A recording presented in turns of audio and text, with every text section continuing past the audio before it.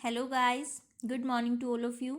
आज का हमारा टॉपिक है आईटीसी यानी इनपुट टैक्स क्रेडिट। देखो, पहले हमारा जो सिस्टम था यानी जीएसटी के आने से पहले वाला सिस्टम, वहाँ पर क्या था, एक बहुत बड़ी लिमिटेशन थी। वो था आपका कास्केडिंग इफ़ेक्ट। मैंने आपको पहले भी बताया है, कास्केडिंग इफ़ेक्ट का मतलब है टैक्स ऑन टैक्स। यानी आप एक चीज़ पे टैक्स दे देते थे। जैसे कोई सामान 100 रुपये का होता है, एक पर्सन ए है, उसके पास है एक सामान 100 रुपये का, उसने उसे बी को बेचा, 10% टैक्स लगा, उसको वो मिल गया आपका 110 में। फिर जब वो आगे सी को बेचता था उसी सामान को, तो फिर जो टैक्स लगता था ना, वो फिर 110 के ऊपर लगा देते थे। यानी जो यहाँ पर जो 10 रुपये का टैक्स था, इसके ऊपर भी टैक्स लगा दिया। यानी टैक्स के ऊपर टैक्स लगता रहता था। तो इसकी वजह से क्या हो जाता था, आपके ऊपर टैक्स का बर्डन बढ़ जाता था। से मान लो कि यही सामान 100 रुपये का है, उसने अपनी वैल्यू एडिशन की 20 रुपये की, अब उसने 120 रुपये का बेचना था। अब वो उस पर 10 रुपये टैक्स के साथ 12 रुपये टैक्स आ जाएगा, यानी 120 + 12 132 का बेचेगा। फिर आपका जो सेकंड पर्सन है, उसको 132 में मिला। वो उसमें क्या करता था, से उसने अपना प्रॉफिट जोड़ लिया, मान लो इजीनेस के लिए 18 रुपीज़, 150 का हो गया।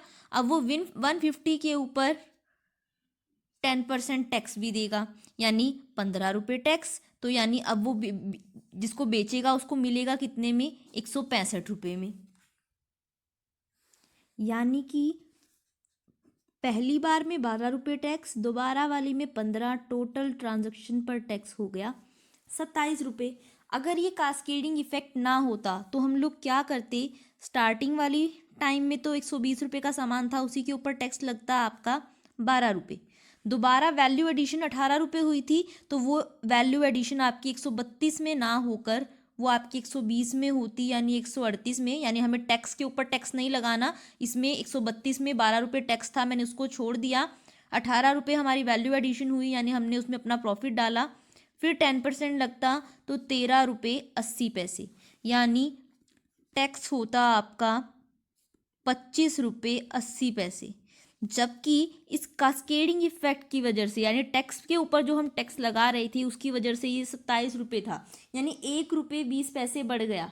देखो, वैसे देखने में 1 रुपये 20 पैसे छोटी अमाउंट लग रही है, बट अगर आप टोटल टैक्स के कंपैरिजन में करो तो वो बहुत बड़ी अमाउंट है। और जहाँ पर टर्नओवर करोड़ों की होती है, वहाँ पर इतने इतने पैसे से बहुत ज़्यादा फर्क पड़ जाता है। तो ये कास्केडिंग इफेक्ट की वजह से जो बर्डन आ रहा था, उसी को रिमूव करता है आपका जीएसटी। यानी जीएसटी की फीचर्स जब हमने डिस्कस की थी, तब भी मैंने ये बात आपको बताई थी कि जीएसटी ने रिमूव कर दिया है कास्केडिंग इफेक्ट ऑफ टैक्स को, यानी अब टैक्स के ऊपर टैक्स नहीं लगता। अब अगर आपने यही सामान क्या है 120 रुपये में ख़रीदा है, 120 रुपये में ख़रीदा होगा, यानी मान लो मैं ये वाली पर्सन हूँ जिसने इसको 132 रुपये में, जिसको टोटल पड़े थे 120 का सामान था, 12 रुपये टैक्स लग के आपने इसको पे करने के लिए, इसको ख़रीदने के लिए 132 रुपये पे किए।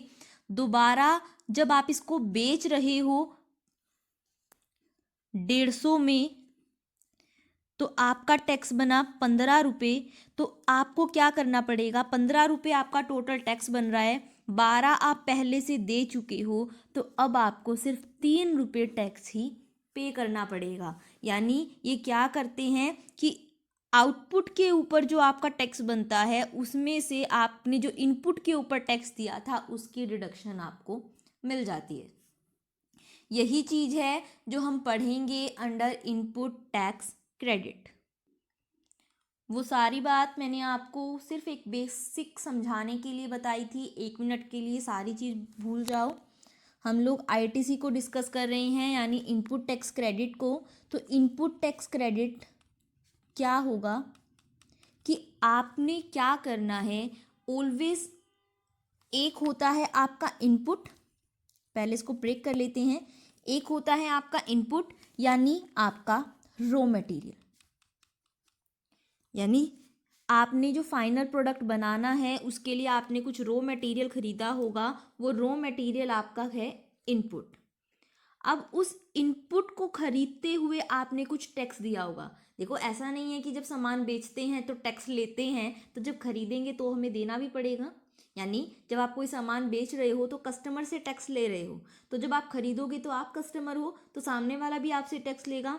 तो आपने उस इनपुट को खरीदते हुए कुछ टैक्स दिया होगा, जिसे हम बोलते हैं इनपुट टैक्स। अब बात आती है क्रेडिट की। तो क्रेडिट लेने का मतलब क्या है कि जितना टैक्स आप पहले से पे कर चुके हो, अब वो आपको देने की ज़रूरत नहीं है, क्योंकि जीएसटी में जो टैक्स लगता है वो सिर्फ वैल्यू एडिशन पर लगता है।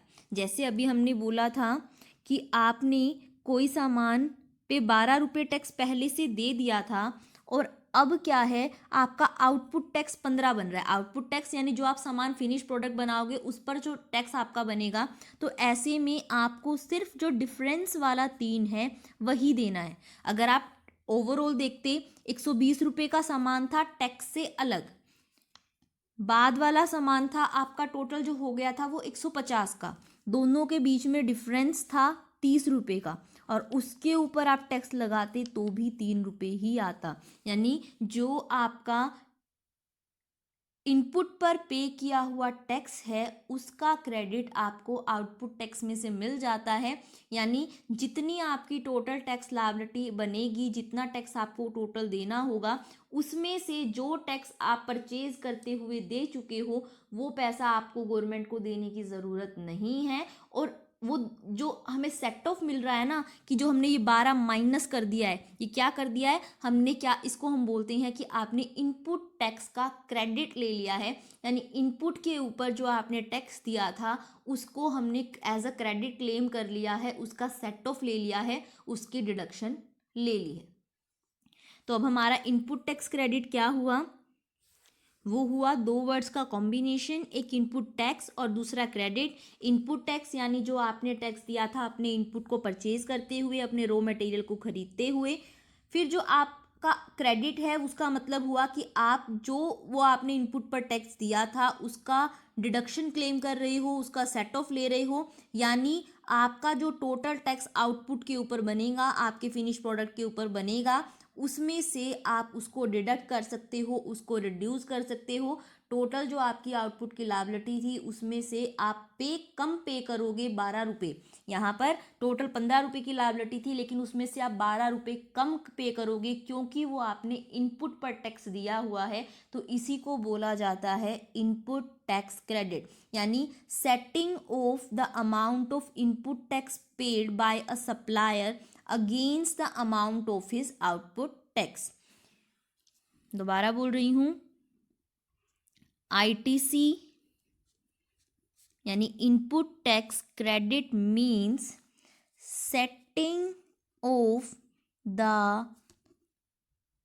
Amount of input tax paid by a supplier against the amount of output tax. यानी सेट ऑफ कर रहे हो उस अमाउंट को जो आपने इनपुट टैक्स की तरह पे किया था। यानी एक सप्लायर है, उसने जो पैसा एज अ इनपुट टैक्स पे किया था वो उसका सेट ऑफ ले रहा है, किस अमाउंट के अगेंस्ट, जो उसकी बनती है आउटपुट के टैक्स की।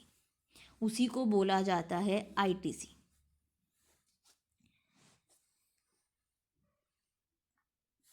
एक और एग्जाम्पल ले लो। मान लो कि ए एक पर्सन है जिसने क्या खरीदा, क्लोथ खरीदे, ठीक है, कपड़े खरीदे 200 रुपये के। क्लोथ के ऊपर हमने लेट कर लिया कि आपकी जीएसटी की रेट 10% है। एक्चुअल नहीं बोल रही हूँ, जस्ट एग्जाम्पल के पर्पज से हमने लेट किया है कि मान लो आपकी जो जीएसटी की रेट है क्लोथ के ऊपर 10% है। 200 रुपये का कपड़ा खरीदा था, उस 200 रुपये के ऊपर 10% GST दिया होगा, यानी 20 रुपये GST दिया होगा। टोटल पे किए होंगे 220 रुपये। यहाँ पर इनपुट टैक्स आपका 20 रुपये है, ठीक है।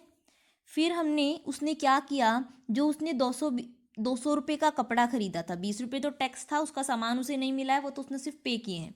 जो 200 रुपये के उसके पास कपड़ा आया था, उससे उसने शर्ट बना दी। उस शर्ट को बनाने के बाद और उसमें अपना चीज़ें प्रॉफिट वगैरह ऐड करने के बाद उसने जो वैल्यू ऐड की वो कर दी से 300, ठीक है। तो अब ये सामान हो गया टोटल 500 रुपये का। अब मान लो शर्ट के ऊपर जो GST है से 12% है। अलग अलग हो सकता है, क्लॉथ पे अलग, शर्ट पे अलग, हर चीज़ पे अलग होता है। अब ये 500 रुपये का हो गया। अब 500 रुपये का सामान किसी कस्टमर ने खरीदा तो वो हमें GST देके जाएगा 12% के हिसाब से, यानी वो हमें देगा 60 रुपये GST के। टोटल वो हमें 560 रुपये पे करके जाएगा। अब गवर्नमेंट, ये टैक्स तो किसका है, गवर्नमेंट का है, हमारे तो सिर्फ 500 रुपये हैं, बाकी ये टैक्स 60 रुपीज़ गवर्नमेंट का है। अब ये हिसाब से हमें ये 60 रुपीज़ गवर्नमेंट को दे देने चाहिए थे, क्योंकि ये गवर्नमेंट के हैं। लेकिन हमने देखा कि 20 रुपये तो गवर्नमेंट के पास हम पहले ही दे चुके हैं। टोटल हमारे 500 रुपये जितने का हमारा सामान है उसके ऊपर 60 रुपये टैक्स बनता है।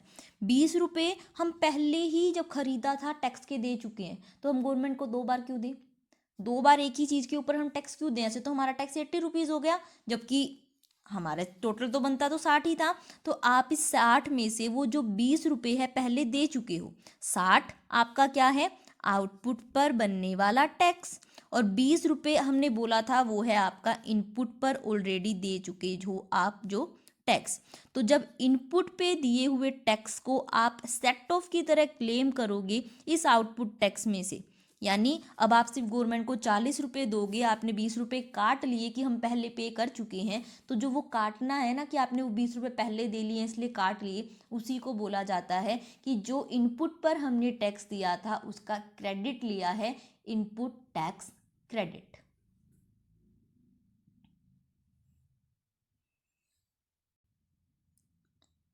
अब ये तो था हमारा कि इनपुट टैक्स क्रेडिट होता क्या है। अब हम बात करते हैं कि जो इनपुट टैक्स हम बात कर रहे हैं उस इनपुट टैक्स के अंदर क्या क्या चीज़ें इंक्लूड होंगी। यानी देखो, वैसे बेसिक बात तो सिर्फ इतनी है कि आपने सामान खरीदते हुए, यानी जब किसी ने आपको सप्लाई की थी, जब कोई आपको सामान बेच रहा था, जिस टाइम आप परचेजर थे, उस टाइम आपने जो टैक्स पे किया होगा उसके वो आपका इनपुट टैक्स होगा। बट फिर भी GST के पर्पज़ से किस किस चीज़ को आपके इनपुट टैक्स के अंदर लिया गया है, एक बार सेपरेटली उसको डिस्कस करते हैं।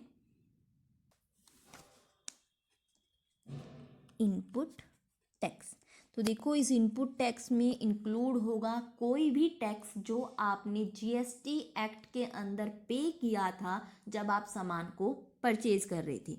यानी सबसे पहले बेसिकली जो आपने इनपुट टैक्स दिया होगा, चाहे वो आपका CGST एक्ट के अंदर दिया हो, यानी सेंट्रल टैक्स आपने दिया हो, CGST एक्ट के अंदर जो टैक्स लगता है उसे हम सेंट्रल टैक्स बोलते हैं, चाहे आपने वो सेंट्रल टैक्स दिया हो, चाहे आपने SGST एक्ट के अंदर दिया हो यानी स्टेट टैक्स दिया हो, चाहे आपने UTGST दिया हो यानी यूनियन टेरिटरी GST दिया हो,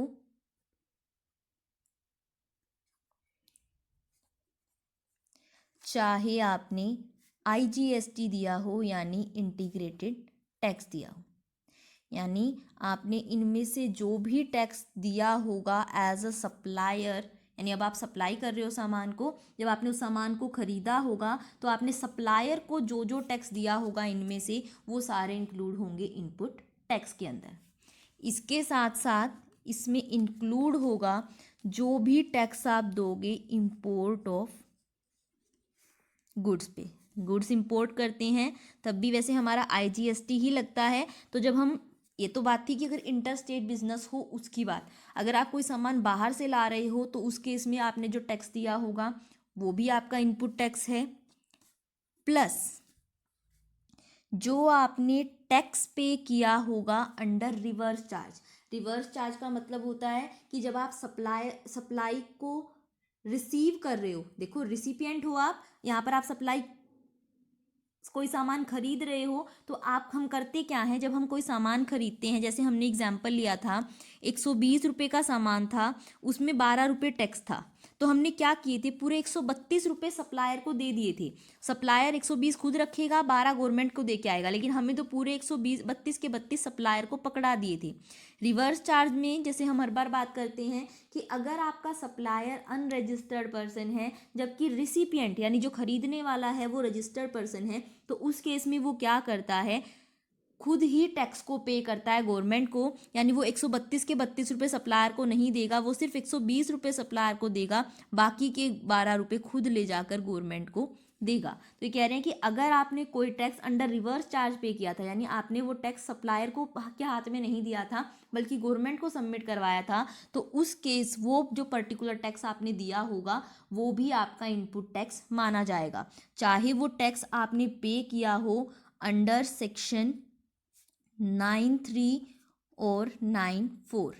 सेक्शन 9(3) और 9(4) दोनों ही आपके रिवर्स चार्ज से रिलेटेड हैं CGST एक्ट के, यानी सेंट्रल टैक्स के अंदर आपने कोई रिवर्स चार्ज में टैक्स दिया हो, यानी सेंट्रल टैक्स को एज अ रिवर्स चार्ज दिया हो, चाहे आपने वो टैक्स सेक्शन 5 के सबसेक्शन 5 या सेक्शन 5 के सबसेक्शन 3 या 4 के अंदर दिया हो, यानी आपने क्या दिया हो, IGST एक्ट के अंदर, यानी इंटीग्रेटेड टैक्स दिया हो एज अ रिवर्स चार्ज, चाहे आपने SGST एक्ट को के अंदर टैक्स यानी स्टेट टैक्स को दिया हो एज अ रिवर्स चार्ज, जो कि आपका सेक्शन 9 में कवर होता है, और चाहे आपने UTGST एक्ट के अंदर दिया हो रिवर्स चार्ज में टैक्स, जो कि आपका कंसीडर होता है सेक्शन 7 में, यानी किसी भी टैक्स को आपने एज अ रिवर्स चार्ज पे किया होगा, चाहे CGST एक्ट के अंदर, IGST एक्ट के अंदर, STGST या UTGST, उसको भी इनपुट टैक्स माना जाएगा। यानी इनपुट टैक्स के अंदर एज अ फॉरवर्ड चार्ज आपने सप्लायर के हाथ में जितना टैक्स दिया होगा वो भी, और एज अ रिवर्स चार्ज आपने खुद जो गवर्नमेंट के पास सबमिट करवाया होगा वो भी, प्लस जो गुड्स को इंपोर्ट करते हुए आपने टैक्स दिया होगा, सभी के सभी इनपुट टैक्स माने जाएंगे। यानी इन सभी को हम as a input tax credit की जब क्लेम करेंगे वहाँ पर कंसीडर करेंगे। तो ये था आपका इनपुट टैक्स क्रेडिट, यानी आपने जो इनपुट पर टैक्स दिया है उसके का आप सेट ऑफ ले रहे हो अगेंस्ट वो टैक्स जो आपको आउटपुट पर पे करना है। अब हम बात करते हैं कि हमने ये तो बात कर ली कि ITC है क्या, कि अब कौन कौन से पर्सन हैं जो एलिजिबल हैं कि वो इनपुट टैक्स क्रेडिट ले सकते हैं, या फिर कौन कौन सी कंडीशंस हैं जो उन्हें सेटिस्फाई करनी पड़ती हैं अगर वो ITC क्लेम कर रहे हैं। पहले है आपकी एलिजिबिलिटी, यानी आप एलिजिबल कब होगे ITC को क्लेम करने के लिए। जो आपकी एलिजिबिलिटी हैं वो आपकी प्रेस्क्राइब हैं सेक्शन 16 के सब सेक्शन 1 में। एलिजिबिलिटी और कंडीशन दोनों ही आपकी सेक्शन 16 में प्रेस्क्राइब हैं, जहाँ पर जो एलिजिबिलिटी है वो आपकी सब सेक्शन 1 के अंदर है। तो सबसे मेन जो एलिजिबिलिटी है इनपुट टैक्स का क्रेडिट लेने के लिए वो है आपकी कि आप रजिस्टर्ड पर्सन होने चाहिए, यानी कोई भी पर्सन जो है इनपुट टैक्स का क्रेडिट तभी ले सकता है जब वो क्या है, रजिस्टर्ड पर्सन है, यानी उसने अपने आप को GST के अंदर रजिस्टर्ड करवाया हुआ है। कोई भी पर्सन जो GST के अंदर रजिस्टर्ड नहीं है, अगर वो अपने इनपुट को खरीदते हुए कोई भी टैक्स देता है तो उसका सेट ऑफ वो क्लेम नहीं कर सकता। जब आपके पास GST नंबर ही नहीं है, आप GST को पे ही नहीं करते हो, यानी आपकी आउटपुट टैक्स की कोई लायबिलिटी ही नहीं है। देखो, अगर आप रजिस्टर्ड नहीं हो तो आपका टैक्स तो रिवर्स चार्ज के अंदर जिसको आप बेचोगे वो पे करेगा। जब आप कोई टैक्स पे ही नहीं करने वाले हो गवर्नमेंट को, कुछ जाकर देने ही नहीं वाले हो, तो सेट ऑफ किसका लोगे, किस में से डिडक्ट करोगे। तो सबसे मेन रिक्वायरमेंट है कि आप क्या होने चाहिए, रजिस्टर्ड पर्सन होने चाहिए। एक अनरजिस्टर्ड पर्सन कभी भी ITC का क्रेडिट, इनपुट टैक्स का क्रेडिट नहीं ले सकता। सेकंड है सप्लाई यूज्ड इन बिजनेस, यानी आप सिर्फ उन्हीं ट्रांजैक्शन के रिगार्डिंग एलिजिबल हो इनपुट टैक्स लेने के लिए जो कि आप अपने बिजनेस में यूज़ करने वाले हो। यानी जो सामान आप बिजनेस के पर्पज से यूज़ करोगे उसी की परचेज पर दिया गए टैक्स का सेट ऑफ आप ले सकते हो। अगर पर्सनल यूज़ के लिए कोई सामान आपने खरीदा है तो उसके पे जो आपने इनपुट टैक्स दिया होगा उसका सेट ऑफ आप क्लेम नहीं कर सकते। एंड थर्डली, जो आप क्रेडिट अवेलमेंट है, आप क्रेडिट अवेल करोगे आईटीसी का, वो ऑलवेज इलेक्ट्रॉनिक क्रेडिट लेजर के थ्रू होना चाहिए। यानी जब भी हम क्या करते हैं, इनपुट पर कोई टैक्स देते हैं तो उसकी सारी इन्फॉर्मेशन हमें डिपार्टमेंट को देनी होती है और फिर वो डिपार्टमेंट क्या करता है, उसके अपने हमारे लेजर मेंटेन करता है। वो फर्दर ऑन हमारे चैप्टर में डिस्कस करेंगे हम आगे, जिसमें क्या होता है कि आपने जितना भी टैक्स दिया होगा इनपुट पे वो आपके एक लेजर अकाउंट में, जिसे क्रेडिट लेजर अकाउंट बोलते हैं, यानी इनपुट टैक्स क्रेडिट लेजर बोलते हैं, कि उसमें जितना भी आपने इनपुट क्रेडिट आपका होगा वो उस अकाउंट में चला जाएगा। यानी इलेक्ट्रॉनिक क्रेडिट लेजर आपका एक बनता है जिसके अंदर वो सारा अमाउंट लिखा जाता है कि आपने कितना टैक्स जो है पहले पे किया हुआ है। तो एलिजिबल होने के लिए आपका क्या होना चाहिए, यानी कोई भी पर्टिकुलर चीज़ आप जब आप इनपुट टैक्स का क्रेडिट लोगे तो जितने अमाउंट का आप क्रेडिट ले रहे हो वो आपके इलेक्ट्रॉनिक क्रेडिट लेजर में लिखा होना चाहिए, तभी आप उसका सेट ऑफ ले सकते हो। यही 3 रिक्वायरमेंट हैं, रजिस्टर्ड होने चाहिए, सप्लाई बिजनेस में यूज़ होनी चाहिए, और जो आप क्रेडिट ले रहे हो वो आपके इलेक्ट्रॉनिक क्रेडिट लेजर में होना चाहिए। तो आप क्या कर पाओगे, आईटीसी का यूज़ कर पाओगे, यानी इनपुट टैक्स क्रेडिट को क्लेम कर पाओगे। दूसरा है आपकी कंडीशंस, कि कुछ कंडीशंस हैं कि जो भी पर्सन क्या करेगा, इनपुट टैक्स का क्रेडिट लेगा, आईटीसी लेगा, उसको अवेल करेगा, उसे वो कंडीशन सेटिस्फाई करनी पड़ेंगी। जो आपकी कंडीशन है वो सेक्शन 16 के सब सेक्शन 2 में प्रेस्क्राइब है। फर्स्ट कंडीशन है आपकी possession of tax paying document, यानी कोई भी पर्सन जो क्या करेगा, आईटीसी क्लेम करेगा, इनपुट टैक्स का क्रेडिट लेगा, उसके पास इस बात का प्रूफ होना चाहिए कि उसने इनपुट पर टैक्स दिया था, और उसके प्रूफ के तौर पर उसके पास टैक्स पेइंग डॉक्यूमेंट होने चाहिए, यानी वो डॉक्यूमेंट जो ये बताएं कि उसने टैक्स को पे किया है। वैसे वो डॉक्यूमेंट्स हम आगे अभी नेक्स्ट टॉपिक उसी को करेंगे, बट फिर भी आपके पास या तो बिल होना चाहिए, बिल ऑफ सप्लाई होना चाहिए, या फिर आपके पास इनवॉइस होना चाहिए। वैसे देखो हम नॉर्मली बिल ऑफ सप्लाई और इनवॉइस सेम यूज़ करते हैं, ये भी आपका जीएसटी में आगे चैप्टर है कि बिल ऑफ सप्लाई और इनवॉइस में कुछ इन्फॉर्मेशन का फ़र्क होता है, कि इनवॉइस में ज़्यादा इन्फॉर्मेशन होती है, बिल ऑफ सप्लाई में कम होती है। कि आपके पास बिल ऑफ सप्लाई होना चाहिए या इनवॉइस होना चाहिए या फिर आपके पास डेबिट नोट होना चाहिए, यानी आपके जो पास ऐसा डॉक्यूमेंट होना चाहिए जो इस बात का प्रूफ दे कि आपने टैक्स को पे किया है। दूसरी कंडीशन है receipt of supply bye recipient, यानी जिस पर्टिकुलर चीज़ का आप इनपुट टैक्स क्रेडिट ले रहे हो, कि मान लो मैंने वो क्लोथ खरीदा था, उसका मैं इनपुट टैक्स क्रेडिट ले रही हूँ, तो उसके लिए ज़रूरी है कि वो क्लोथ मेरे पास रिसीव हो गया हो। यानी सिर्फ आपने खरीद लिया है वो सफिशिएंट नहीं है, वो आपके पास क्या हो जाना चाहिए, रिसीव हो जाना चाहिए। चाहे उसके डॉक्यूमेंट्स आपके पास ट्रांसफ़र हो गए हों, किसी भी तरीके से जो वो पर्टिकुलर चीज़ है आपके पास हो जानी चाहिए। और वो कब माना जाएगा, कि चाहे जो आपका सप्लायर है वो खुद, चाहे उसका कोई पर्सन जो उसके बिहाफ पर काम कर रहा है, चाहे एजेंट हो या कोई और हो, या तो वो एक्चुअल में वो सामान आपको पहुंचा देगा या फिर उसके जो डॉक्यूमेंट्स हैं वो आपके नाम कर देगा। यानी वो पर्टिकुलर सामान जो है आपके नाम हो जाना चाहिए, रिसीव हो जाना चाहिए, तभी उस पर्टिकुलर ट्रांजैक्शन से रिलेटेड आप इनपुट टैक्स क्रेडिट ले सकते हो। थर्ड है payment of tax to the government. देखो हम क्या कर रहे हैं, इनपुट टैक्स का क्रेडिट ले रहे हैं, यानी जो इनपुट पर हमने टैक्स दिया था वो अब हम दोबारा गवर्नमेंट को नहीं दे रहे, क्योंकि एक बार गवर्नमेंट को मिल चुका है। तो वही कह रहे हैं कि जिससे आपने सामान खरीदा है ये ज़रूरी है कि वो उस पैसे की पेमेंट गवर्नमेंट को कर चुका हो। जब वो पेमेंट कर चुका होगा गवर्नमेंट को, उसी के बाद आप इनपुट टैक्स क्रेडिट ले सकते हो, चाहे उसने वो पेमेंट उसको कैश में की हो, चाहे उसने भी आईटीसी को क्लेम किया हो, अपने पीछे वाले को किसी भी तरीके से गवर्नमेंट को वो पेमेंट मिल चुकी हो, तभी क्या कर पाओगे, आप आईटीसी ले पाओगे। फोर्थ है फर्निशिंग ऑफ रिटर्न, कि इनपुट टैक्स का क्रेडिट लेने के लिए रिटर्न का भरना ज़रूरी है, आपको रिटर्न भरनी पड़ेगी, सारे पर्टिकुलर सबमिट करवाने पड़ेंगे जीएसटीआर रिटर्न 3 में, तभी आप इनपुट टैक्स का क्रेडिट ले पाओगे।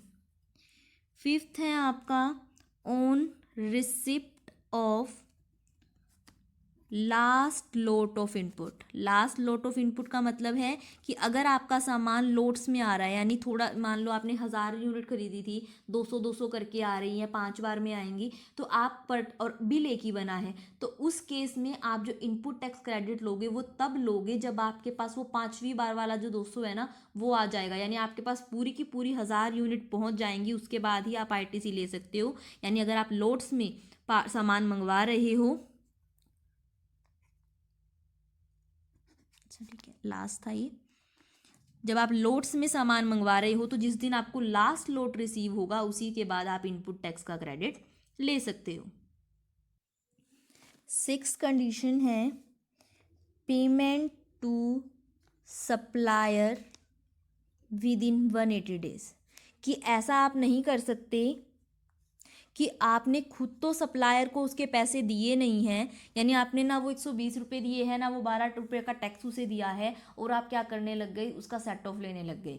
कि अगर क्या है, जो सामान आपने सप्लायर से ख़रीदा है उसकी पेमेंट विद टैक्स आप 180 दिन के अंदर नहीं करते हो, तो ऐसे में जितना भी उस पर्टिकुलर ट्रांजैक्शन से रिलेटेड आपने इनपुट टैक्स क्रेडिट अवेल पहले कर लिया होगा, वो क्या हो जाएगा, रिवर्स हो जाएगा, यानी डिपार्टमेंट आपसे वो वापस मांग लेगा, और उसी मंथ की जिसमें वो 180 दिन पूरे होंगे, उस मंथ की जो आपकी आउटपुट टैक्स टोटल बनता होगा, उसमें वो पैसा जो इस पर्टिकुलर ट्रांजैक्शन में आपने डिडक्शन की तरह लिया होगा वो वापस ऐड हो जाएगा विद इंटरेस्ट। यानी अगर 180 दिन में आप पेमेंट नहीं करोगे तो उस पर्टिकुलर ट्रांजैक्शन से रिलेटेड जितना इनपुट टैक्स क्रेडिट आपको मिला होगा वो सारा डिपार्टमेंट वापस ले लेगा, और आपसे कैसे लेगा, वो भी विद इंटरेस्ट, यानी आपको इंटरेस्ट भी उस पर देना पड़ेगा। फिर 7th है recipient shall be entitled to avail the credit of input tax which is reversed. लंबा हो गया। देखो इसका मतलब क्या है कि जो आपका पिछले पॉइंट में इनपुट टैक्स रिवर्स हो गया था क्योंकि आपने टाइमली पे नहीं किया था उसको सप्लायर को, इसका मतलब ये नहीं है कि वो आपको ख़त्म हो जाएगा, उसको आप दोबारा भी अवेल कर सकते हो। कब? जब आप सप्लायर को उसकी पेमेंट कर दोगे। यानी एक बार डिपार्टमेंट वो आपसे रिवर्स ले लेता है क्योंकि आपने सप्लायर को पेमेंट नहीं की, तो जब भी आप सप्लायर को उसकी पेमेंट कर दोगे आपको क्या मिल जाएगा, आपका जो क्रेडिट था, जो आपका आईटीसी था, वो आपको दोबारा मिल जाएगा, यानी दोबारा आप उसको अवेल कर पाओगे, उसका यूज़ कर पाओगे। पुराना तो आपको एक बार पे करना पड़ गया, फ्यूचर में आप उसको जो आपको दोबारा वो आईटीसी मिल जाएगा, आप फ्यूचर में जब आउटपुट टैक्स दोगे तो उसके के टोवर्ड्स आप उसको एज अ रिडक्शन क्लेम कर सकते हो।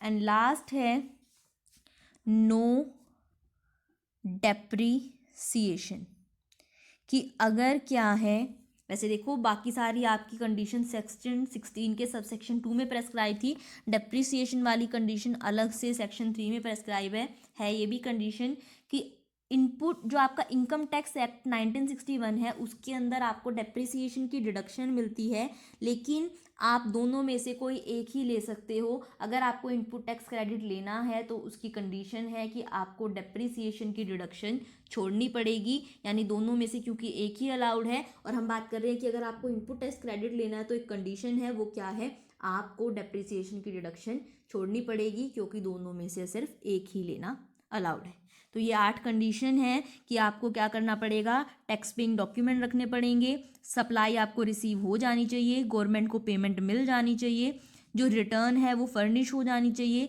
अगर सामान आपको लोट्स में मिल रहा है तो लास्ट लोट आपको रिसीव हो जाना चाहिए, आपको अपने सप्लायर को 180 दिन के अंदर पेमेंट कर देनी है, अगर आप नहीं करोगे तो वो आपका जो आईटीसी होगा वो रिवर्स हो जाएगा। जो रिवर्स हुआ इनपुट टैक्स क्रेडिट है उसको भी आप दोबारा क्लेम कर सकते हो। कब कर सकते हो? जब आप सप्लायर को पेमेंट कर दोगे और आपको सिर्फ एक ही डिडक्शन अलाउड है, या डेप्रिसिएशन की या आईटीसी की। अगर आपको आईटीसी की लेनी है तो इनकम टैक्स एक्ट 1961 के अंदर जो आपको डेप्रिसिएशन की डिडक्शन मिलती है वो आपको छोड़नी पड़ेगी। ये थी आपकी एलिजिबिलिटी और conditions for input tax credit यानी आईटीसी के लिए। लास्ट टॉपिक है आज का हमारा, documents required to claim ITC.